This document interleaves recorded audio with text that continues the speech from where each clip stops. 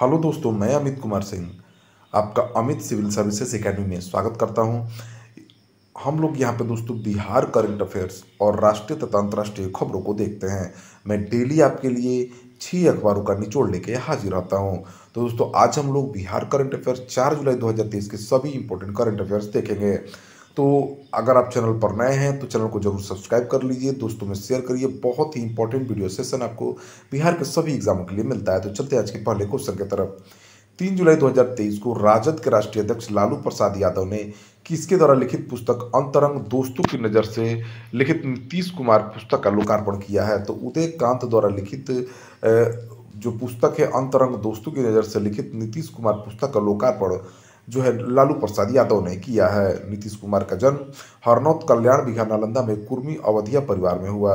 इससे पहले उन्होंने 2005 से 2014 तक बिहार के मुख्यमंत्री और 2015 से 2017 में सीएम के रूप में एक संक्षिप्त कार्यकाल के बाद उन्होंने अपने पद से इस्तीफा दे दिया। एक बार फिर एनडीए से हाथ मिला लिया है। नीतीश ने 2022 में 8वीं बार बिहार के मुख्यमंत्री के रूप में शपथ ली है। राष्ट्रीय जनता दल की स्थापना 5 जुलाई 1997 को हुई थी। बिहार में शिशु मृत्यु दर को शून्य करने के लिए कब से कब तक दस्त नियंत्रण पखवाड़ा मनाया जाएगा? तो 1 जून से 15 जुलाई तक बिहार में शिशु मृत्यु दर को शून्य करने के लिए दस्त नियंत्रण पखवाड़ा मनाया जाएगा। बिहार के स्वास्थ्य मंत्री तेजस्वी यादव हैं। भारत के स्वास्थ्य मंत्री मनसुख मंडाविया हैं। बिहार के किस जिले में 7 दिवसीय लंगोट मेला शुरू हुआ है? तो बिहार के नालंदा जिले में 7 दिवसीय लंगोट मेला शुरू हुआ है। देश में असंगठित क्षेत्र के श्रमिकों की संख्या के मामले में बिहार पूरे देश भर में किस स्थान पर आया है? तो देखिए, देश में असंगठित क्षेत्र के श्रमिकों के निबंधन के मामले में बिहार पूरे देश भर में दूसरे स्थान पर आया है। केंद्रीय श्रम एवं रोजगार मंत्रालय की ओर से जारी आंकड़े के अनुसार ई श्रम पोर्टल पर बिहार के 2,86,00,000 श्रमिकों का निबंधन हो चुका है। उत्तर प्रदेश श्रमिकों के निबंधन के मामले में पहले स्थान पर, वहां पे 8,20,000 से अधिक निबंधित मजदूर हैं। बिहार के श्रम संसाधन मंत्री सुरेंद्र राम हैं। बिहार बधिर क्रीड़ा परिषद अध्यक्ष किसे बनाया गया है? तो बिहार बधिर क्रीड़ा परिषद अध्यक्ष जो है गिरिजेश कुमार चौधरी को बनाया गया है। बिहार के खेल मंत्री जितेंद्र रॉय हैं। भारत के खेल मंत्री अनुराग ठाकुर हैं। अर्जेंटीना में आयोजित वर्ल्ड वॉलीबॉल चैंपियनशिप में भाग लेने वाले भारतीय टीम के प्रशिक्षण शिविर में बिहार के किस खिलाड़ी का चयन हुआ? तो 2 खिलाड़ियों का चयन हुआ दोस्तों। अर्जेंटीना में आयोजित वर्ल्ड वॉलीबॉल चैंपियनशिप में भाग लेने वाली भारतीय टीम के प्रशिक्षण शिविर में अनुज कुमार सिंह और सुशांत सिंह का चयन हुआ है। देसी गौपालन योजना के तहत बिहार सरकार देसी नस्लों के गायों को पालने पर अधिकतम कितना प्रतिशत अनुदान देगी? तो देखिए दोस्तों, देसी गौपालन योजना के तहत बिहार सरकार देसी नस्लों के गायों को पालने पर अधिकतम 75% का अनुदान देगी। बिहार के पशुपालन मंत्री आफाक आलम है। भारत के पशुपालन मंत्री पुरुषोत्तम रूपाला हैं। बिहार के किस अंतर्राष्ट्रीय कराटे खिलाड़ी को शाह अजीमाबाद खेल रत्न सम्मान से सम्मानित किया गया है? तो ये जाबिर अंसारी हैं। ये बिहार के अंतर्राष्ट्रीय कराटे खिलाड़ी हैं। इनको शाह अजीमाबाद खेल रत्न पुरस्कार से सम्मानित किया गया है जाबिर अंसारी को। संघाई सहयोग संगठन के 23वें शिखर सम्मेलन का आयोजन किसकी अध्यक्षता में किया जा रहा है? तो देखिए, संघाई सहयोग संगठन के 23वें शिखर सम्मेलन का आयोजन जो है भारत की अध्यक्षता में किया जा रहा है। इस वर्ष संघाई सहयोग संगठन के 23वें शिखर सम्मेलन का आयोजन भारत की अध्यक्षता में किया जा रहा है। एससीओ परिषद के राष्ट्राध्यक्षों के 23वें शिखर सम्मेलन की अध्यक्षता प्रधानमंत्री नरेंद्र मोदी करेंगे। ईरान, बेलारूस और मंगोलिया को पर्यवेक्षक के रूप में आमंत्रित किया गया है। इस शिखर सम्मेलन का थीम एससीओ सिक्योर है, जो 2018 एससीओ किंगदाओ शिखर सम्मेलन में प्रधानमंत्री द्वारा दिए गए संक्षिप्त नाम से लिया गया है। संघाई सहयोग संगठन एक 8 सदस्यीय बहुपक्षीय संगठन है जिसका स्थापना 15 जून 2001 को चीन, कजाकिस्तान, किर्गिस्तान, रूस, तजाकिस्तान और उज्बेकिस्तान के नेताओं द्वारा संघाई चीन में की गई थी। झांगमिंग ने संघाई सहयोग संगठन के नए महासचिव के रूप में पदभार ग्रहण किया है। भारतीय महिला क्रिकेट टीम में जगह बनाने वाली असम की पहली खिलाड़ी कौन बनी है? तो भारतीय महिला क्रिकेट टीम में जगह बनाने वाली असम की पहली खिलाड़ी उमा छेत्री बनी है। उमा छेत्री असम की पहली महिला क्रिकेटर बन गई है जिनका सिलेक्शन भारतीय महिला टीम में हुआ है। बीसीसीआई महिला चयन समिति ने बांग्लादेश के खिलाफ 9 जुलाई से शुरू होने वाली क्रमशः 3 मैचों की T20 और 1 दिवसीय श्रृंखला के लिए भारतीय टीम की घोषणा कर दी है।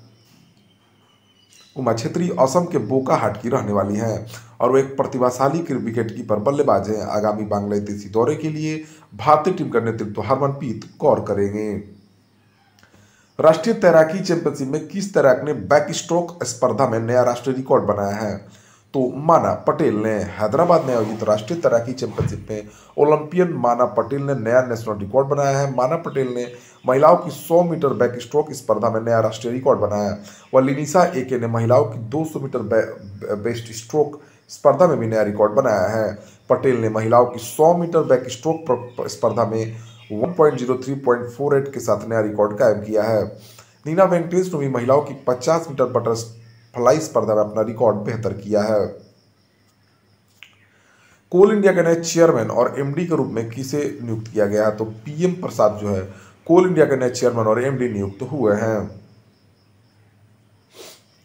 केंद्रीय मंत्री नितिन गडकरी ने किस राज्य में 5600 करोड़ रुपए के नेशनल हाईवे प्रोजेक्ट की शुरुआत की है? तो नितिन गडकरी ने राजस्थान में 5600 करोड़ रुपए के नेशनल हाईवे प्रोजेक्ट की शुरुआत की है। केंद्रीय सड़क परिवहन और राजमार्ग मंत्री श्री नितिन गडकरी ने राजस्थान के प्रतापगढ़ में 5600 करोड़ रुपए की 11 नेशनल हाईवे प्रोजेक्ट का उद्घाटन और शिलान्यास किया है। राजस्थान में कुल 219 किलोमीटर लंबाई और 3775 करोड़ रुपए की लागत वाली 4 राष्ट्रीय राजमार्ग परियोजनाओं का उद्घाटन किया गया है। साथ ही मंडरायल में चंबल नदी पर बन रहे पुल के निर्माण कार्य का भी उद्घाटन किया है। राष्ट्रीय अनुसूचित जनजाति के आयोग के अध्यक्ष पद से किसने इस्तीफा दे दिया है? तो हर्ष चौहान ने अपना कार्यकाल पूरा होने के बाद 8 महीने पहले राष्ट्रीय अनुसूचित जनजाति आयोग के अध्यक्ष पद से इस्तीफा दे दिया है। राष्ट्रीय अनुसूचित जनजाति आयोग एक भारतीय संवैधानिक निकाय है जिसे संविधान अधिनियम 2003 के माध्यम से स्थापित किया गया था। दुष्कर्म पीड़ित नाबालिग लड़कियों हेतु किस योजना की शुरुआत की गई है? तो मिशन वात्सल्य की। केंद्र सरकार ने दुष्कर्म पीड़ित नाबालिग लड़कियों के गर्भवती होने पर परिवारों द्वारा उनका परित्याग करने के संबंध में मिशन वात्सल्य योजना के अंतर्गत एक नई राहत योजना आरंभ की है। इसके तहत उन नाबालिगों को आश्रय, भोजन और कानूनी सहायता प्रदान करने की व्यवस्था की गई है। महिला एवं बाल विकास मंत्री स्मृति ईरानी के अनुसार निर्भया योजना के तत्वाधान में आरंभ की गई योजना का उद्देश्य उन गर्भवती नाबालिग पीड़ितों के लिए संस्थागत और वित्तीय सहायता सुनिश्चित करना है जिनके पास खुद की देखभाल करने का कोई साधन नहीं है। मिशन वात्सल्य के बारे में जान लीजिए। देश में महिलाओं एवं बाल संरक्षण सेवाओं होती अम्ब्रेला योजना है। योजना का आरंभ 2021 में स्वास्थ्य और परिवार कल्याण मंत्रालय द्वारा किया गया था। योजना का क्रियान्वयन 1 अप्रैल 2022 से हो रहा है। उद्देश्य देश के बच्चों हेतु स्वस्थ और खुशहाल बचपन सुनिश्चित करना। इसके माध्यम से राजधानी दिल्ली में एक राष्ट्रीय मानव दूध बैंक को स्थापित किया गया है। मिशन वात्सल्य योजना 2023 के माध्यम से महिलाओं को स्तनपान करवाने के लिए प्रोत्साहित किया जाता है। इस योजना के माध्यम से एक स्तनपान परामर्श केंद्र का भी गठन हुआ है। मिशन वात्सल्य शिशुओं और महिलाओं के बेहतर स्वास्थ्य के लिए लाई गई है। वित्तीय वर्ष 2021-22 के बजट में मिशन वात्सल्य को 900 करोड़ रुपए आवंटित किए गए हैं। इस योजना के माध्यम से शिशु मृत्यु दर को भी कम करने का प्रयास किया जा रहा है। किसे पॉइंट्स ऑफ लाइट पुरस्कार से सम्मानित किया गया है? तो 101 वर्षीय व्यक्ति राजिंदर सिंह भट्ट को ब्रिटेन के प्रधानमंत्री ऋषि सुनक द्वारा पॉइंट ऑफ लाइट पुरस्कार से सम्मानित किया गया है। राजिंदर सिंह भट्ट को उनकी उत्कृष्ट सेवा और ब्रिटिश भारतीय युद्ध के दिग्गजों को एकजुट करने की अटूट प्रतिबद्धता के लिए मान्यता दी गई थी। उन्होंने अविभाजित भारतीय पूर्व सैनिक संघ के पीछे प्रेरक शक्ति रूप में महत्वपूर्ण भूमिका निभाई है। राजिंदर सिंह भट्ट ने द्वितीय विश्व युद्ध के दौरान ब्रिटिश भारतीय सेना में सेवा की जो उनके देश के प्रति समर्पण को उजागर करता है। यूनाइटेड किंगडम यह उत्तर पश्चिमी यूरोप में स्थित एक द्वीप राष्ट्र है। इसमें 4 देश शामिल हैं, इंग्लैंड, स्कॉटलैंड, वेल्स और उत्तरी आयरलैंड। राजधानी लंदन है। प्रधानमंत्री ऋषि सुनक है। सम्राट चार्ल्स तृतीय हैं।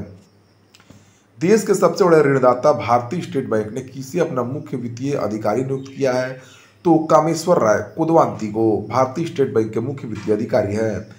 भारतीय स्टेट बैंक सबसे बड़ा और सबसे पुराने बैंकों में 1806 में बैंक ऑफ कलकत्ता के रूप में स्थापित किया गया था। बाद में इसका नाम बदलकर इंपीरियल बैंक ऑफ इंडिया कर दिया गया। 1955 में भारत सरकार ने बैंक का राष्ट्रीयकरण किया और भारतीय स्टेट बैंक बन गया। स्थापना 1 जुलाई 1955 को अध्यक्ष दिनेश कुमार खारा हैं। मुख्यालय मुंबई महाराष्ट्र है। प्रधानमंत्री ने कहां पर पुट्टपर्थी में साई हीरा ग्लोबल कन्वेंशन सेंटर का उद्घाटन किया है? तो प्रधानमंत्री ने आंध्र प्रदेश के पुट्टपर्थी में साई हीरा ग्लोबल कन्वेंशन सेंटर का उद्घाटन किया है। प्रधानमंत्री नरेंद्र मोदी ने वीडियो कॉन्फ्रेंसिंग के माध्यम से आंध्र प्रदेश के पुट्टपर्थी में साई हीरा ग्लोबल कन्वेंशन सेंटर का उद्घाटन किया। साई हीरा ग्लोबल कन्वेंशन सेंटर विद्वानों और विशेषज्ञों को शामिल करते हुए आध्यात्मिकता और शैक्षणिक कार्यक्रमों पर चर्चा का केंद्र बिंदु बन जाएगा। कार्यक्रम का विषय अभ्यास और प्रेरणा है। पुट्टपर्थी में जन्मे श्री सत्य साई बाबा के विश्व भर में अनुयायी है और उनकी संस्थाएं और आश्रम भारत के हर राज्य में मौजूद है। आंध्र प्रदेश के राज्यपाल एस अब्दुल नजीर है। मुख्यमंत्री जगन मोहन रेड्डी हैं। अंतर्राष्ट्रीय सहकारिता दिवस 1 जुलाई 2023 की थीम क्या है? तो सतत विकास के लिए सहकारिता अंतर्राष्ट्रीय सहकारिता दिवस 1 जुलाई 2023 की थीम है। भारत के किस एयरपोर्ट पर देश का पहला एलिवेटेड टैक्सीवे तैयार किया गया है? तो इंदिरा गांधी अंतर्राष्ट्रीय हवाई अड्डा नई दिल्ली में जो है देश का पहला एलिवेटेड टैक्सीवे तैयार किया गया है। तो दोस्तों यह रहा 4 जुलाई 2023 का सभी इंपॉर्टेंट करंट अफेयर्स। तो चैनल को देखते रहिए, सब्सक्राइब कर लीजिए। Thank you for watching my video.